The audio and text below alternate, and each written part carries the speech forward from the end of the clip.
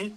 We are going to be talking about the COVID-19 crisis, which is a pandemic of unprecedented nature, a worldwide crisis which has hit health, the economy, and all aspects of human life.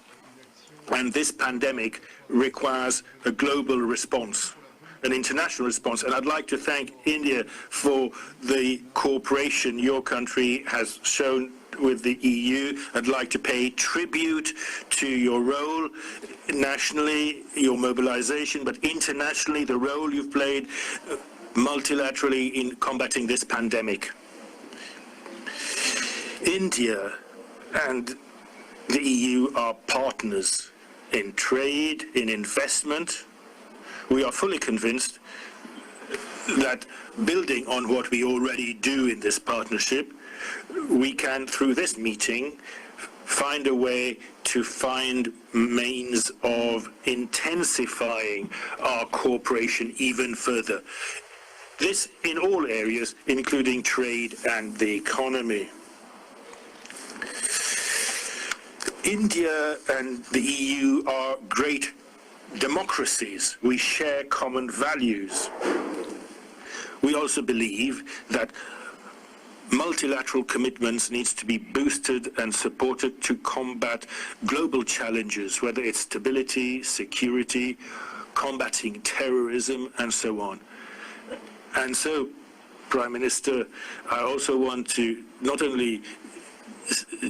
I'm not only very happy to see you in this video conference, but also want to take this opportunity to express the wish to really see this partnership with India as a political one covering multiple facets of our relationships, but is also a stable, structured, essential partnership, a structural partnership. This is how we see it. We also wish to congratulate India for being elected to the UN Security Council for 2021-2022. We are also very happy to welcome you to the leadership of the G20 in 2020, which will actually be the 75th anniversary year of the independence of India. I hope that through this conference we can make even further progress and understand each other even better and strengthen our links even more bilaterally and multilaterally. And I hope that when it will become possible again, when the health situation changes, we will be able to meet personally again too. So this is what I wanted to say by means of introduction. And if I may, I would now like to ask President von der Leyen to take over, and then I would ask you to make your introductory comments too. Ursula, you're next, please. Thank you, Charles, and dear Prime Minister. It's a pleasure to see you again.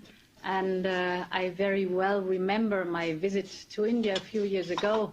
So it's wonderful to see you now. Unfortunately on screen, I would have liked and preferred to visit you personally. But, well, these are difficult times and therefore unusual measures have to be taken. I'm very much looking forward to our exchange. Me too, I would like to offer my sincere congratulations on twice on two topics. First of all, indeed, on the positive vote in the United Nations, and secondly, on securing the G20 presidency in 2022. So there is a lot of work ahead of us together. I will not, right for my introductory remarks, go too much in depth because we have a packed agenda. It's a pleasure to see you again.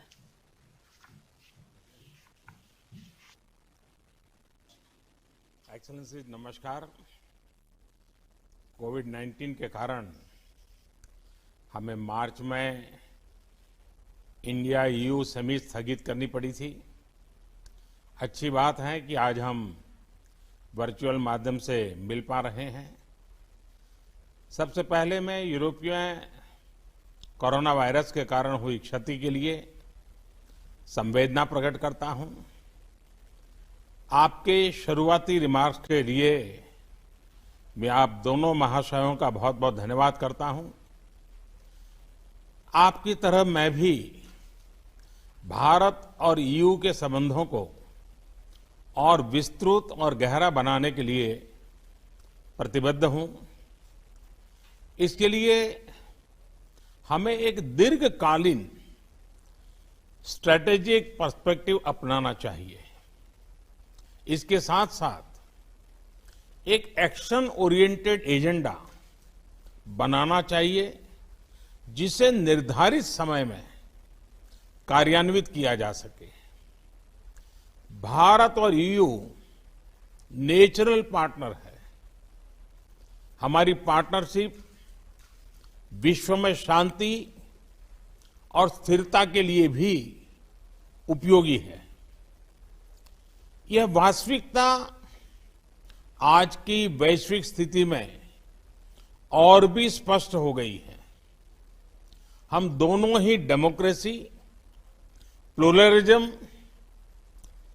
Inclusivity, respect for international institutions, multilateralism, freedom, transparency जैसी universal values share करते हैं। कोविड-19 के बाद आर्थिक क्षेत्र में वैश्विक स्तर पर नई समस्याएं उत्पन्न हो गई। इसके लिए डेमोक्रेटिक राष्ट्रों के बीच अधिक सहयोग की आवश्यकता हम सब महसूस करते हैं। आज हमारे नागरिकों की सेहत और समृद्धि दोनों ही चुनौतियों का सामना कर रहे हैं। रूल्स बेस्ड इंटरनेशनल ऑर्डर पर विभिन्न प्रकार के दबाव है।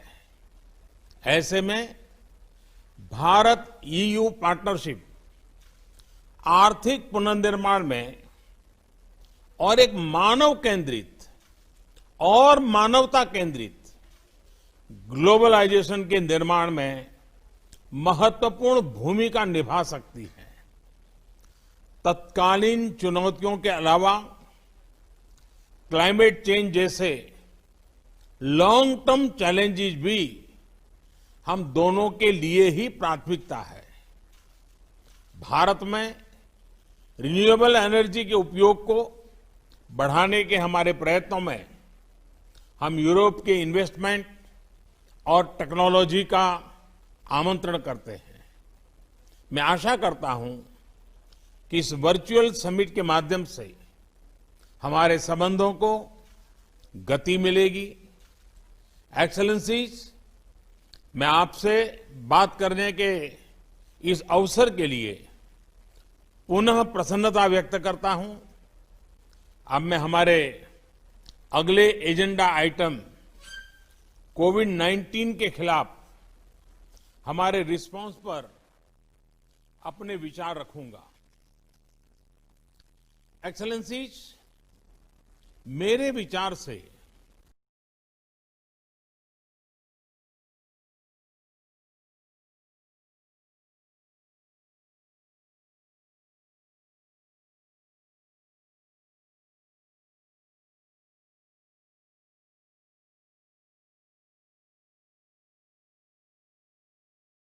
मानव केंद्रित ग्लोबलाइजेशन की आवश्यकता है।